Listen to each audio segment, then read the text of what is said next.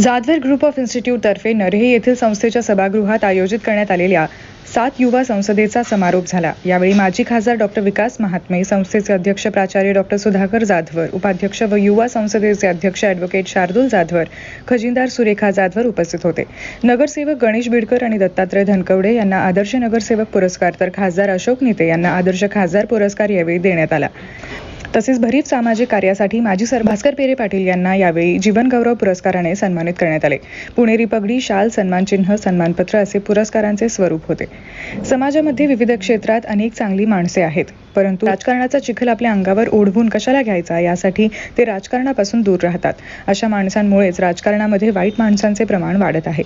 राजकारणाची गटारगंगा झाली आहे अशी केवळ टीका करण्यापेक्षा ती स्वच्छ करण्यासाठी सज्जन माणसांनी राजकारणामध्ये उतरले पाहिजे, तरच राजकारणाची गटारगंगा स्वच्छ होऊन देशाची लोकशाही बळकट होईल, असा विश्वास माजी राज्यमंत्री सदाभाऊ खोत यांनी व्यक्त केला।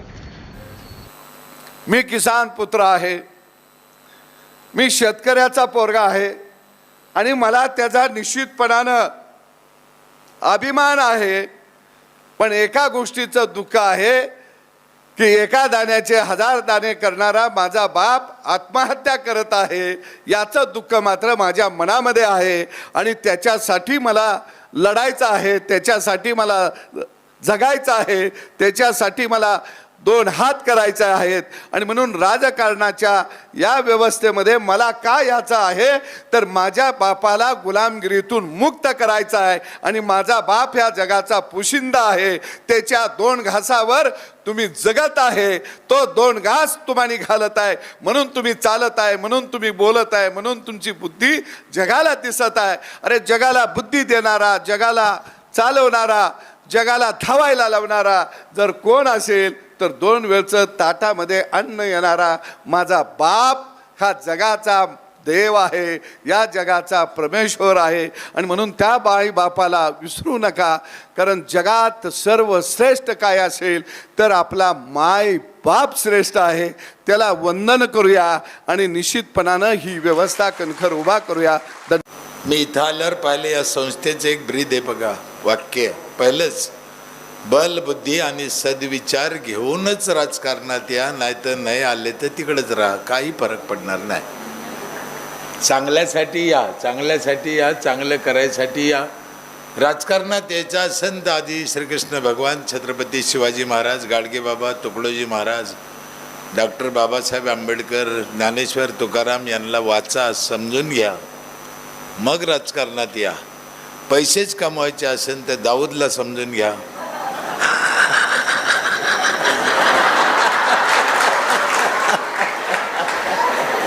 नाही का, तुम्हाला नक्की काय करायचं ते तुम्ही ठरवा। इकडे यायचं ते कशासाठी यायचं आपलं आपण ठरवा। म्हणून माझी तरुणाला विनंती। दुसरी गोष्ट, तरुणाने राजकारणात यावं का ते यावं नाही, तो त्यांचा हक्कच आहे। कधी ना कधी म्हातारं मरणार, नवीन पिढी राजकारणात येणार, या जरूर या। मी तेच म्हणलं जरूर या, पण आपल्याला इथं आल्यावर काय करायचं आहे, हा हुकुमशाहीसारखं वागायचं नाही। तरुणांनी आणि समस्या समजून घेतल्या पाहिजे। आता राहू द्या, कारण लोकशाहीमध्ये 4 पिल्लर्स आहेत। तुमच्या माहिती सांगतो, विकास करण्यासाठी 4 पिल्लर्स आहे। तर सर्वात महत्त्वाचं पिल्लर आहे राजकारण, ज्याच्या माध्यमातून विकास केला जातो। दुसरं आहे प्रशासन, म्हणजे राजकारणी लोक जे लोकसभेत विधानसभेत प्रश्न मांडतात, जे प्रश्न त्या ठिकाणी येतात चर्चेला, जे नियम म्हणतो त्याचं इम्प्लिमेंटेशन करण्याचं काम हे न्यायालय करत असतं। न्यायालयाच्या माध्यमातून काम होते। प्रशासन म्हणजे राजकारणी लोक जे लोकसभेत विधानसभेत जे काही बोलतात त्याचं इम्प्लिमेंटेशन करण्याचं काम हे प्रशासनाचं काम असते। जे नियम म्हणतात, जे बोलतात त्याचं इम्प्लिमेंटेशन करण्याचं काम प्रशासनाचं असतं। आणि चौथं खांब आहे तर आहेत, मला वाटते चॅनलवाले पत्रकार पण बंधू आहेत। चौथं खांब आहे पत्रकारिता, तर त्यांच्या माध्यमातून पण विकास होतो। कारण अनेक प्रश्न ते उचलून धरतात, उचलून लावतात, आणि जे न प्रश्न सुटणारे कधी कधी तेही प्रश्न सोडतात, लक्षात घ्या। या मंचावरती जे पुरस्कार या ठिकाणी आपण देतोय, महात्मे साहेब मला या ठिकाणी आवर्जून सांगायचं की मागाशी तुमच्या सेशनच्या आधी या ठिकाणी संजय राऊत साहेबांचं प्रकट मुलाखत झाली. या सेशनच्या आधी त्या सकाळच्या सेशनमध्ये काही पत्रकार होते, काही IAS अधिकारी होते, काही IPS अधिकारी होते. मला या ठिकाणी प्रकर्षानं सांगायचं आहे की हा जो मंच आहे हा कोणत्याही पार्टीचा नाही, हा मंच कोणत्याही पॉलिटिकल पार्टीला आम्ही रिप्रेझेंट करत नाही, हे कोणत्याही नेत्याला या ठिकाणी आम्ही रिप्रेझेंट करत नाही. हा जो मंच आहे हा कोणत्याही लोकसभेचा नाही, राज्यसभेचा नाही, कोणत्याही पॉलिटिकल पार्टीचा नाही, विधानसभेचा नाही, विधान परिषदेचा नाही.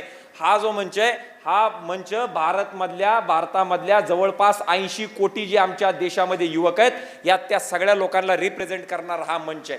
वाड्या वस्ती तांड्यांवरची जी आमची पोरं आहेत, गोरगरीब शोषित दलित वंचित समाजामधून जी आमची पोरं येतात, या सगळ्या पोरांचा हा मंच आहे. आणि या मंचाच्या माध्यमातून ज्यांचे आई वडील मोठे नाहीत, ज्यांच्या खिशामध्ये पैसे नाहीत, ज्यांना कुणी गॉडफादर नाही म्हणून जी लोक राजकारणामध्ये आणि समाजकारणामध्ये येत नाहीत, अशा मुलांना प्लॅटफॉर्म देणारा हा मंच आहे. अशा लोकांना, अशा गरीब पोरांचा हा मंच आहे. या